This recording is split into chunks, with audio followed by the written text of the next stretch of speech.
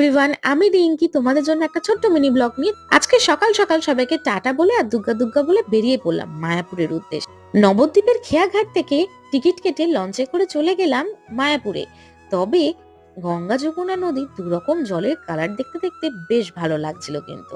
তারপরে দুটো গামছা কিনে নিলাম মায়াপুরে এসে, তিলক পরে নিলাম, তারপরে একটু কীর্তনের গান শুনে চলে গেলাম টোটো দাদাদের কাছে। ওখানে একটু তর্কতার্কি হয়ে তারপরে চলে গেলাম টোটো ধরে ইস্কনের বড় মন্দিরের সামনে। সেখানে এসে প্রথমেই আমরা কিন্তু টিকিট কেটে নিয়েছিলাম দুপুরের ভোগ গ্রহণ করার জন্য। তারপরে গদা ভবন, চৈতন্য ভবন ঘুরে টুরে লাস্ট পর্যন্ত আমাদের কিন্তু গীতা ভবনে আমরা এন্ট্রি নিলাম থাকার জন্য। তো এইসব সবকিছু রিলেটেড বড় ভিডিও অলরেডি কিন্তু আমার পেজে পোস্ট হয়ে গেছে। তোমরা যদি দেখতে চাও আমি এই ভিডিওর সাথে লিংকটা শেয়ার করে দিচ্ছি, অবশ্যই গিয়ে কিন্তু ঝটপট দেখে আসো। আশা করছি তোমাদের ভালো লাগবে। তাহলে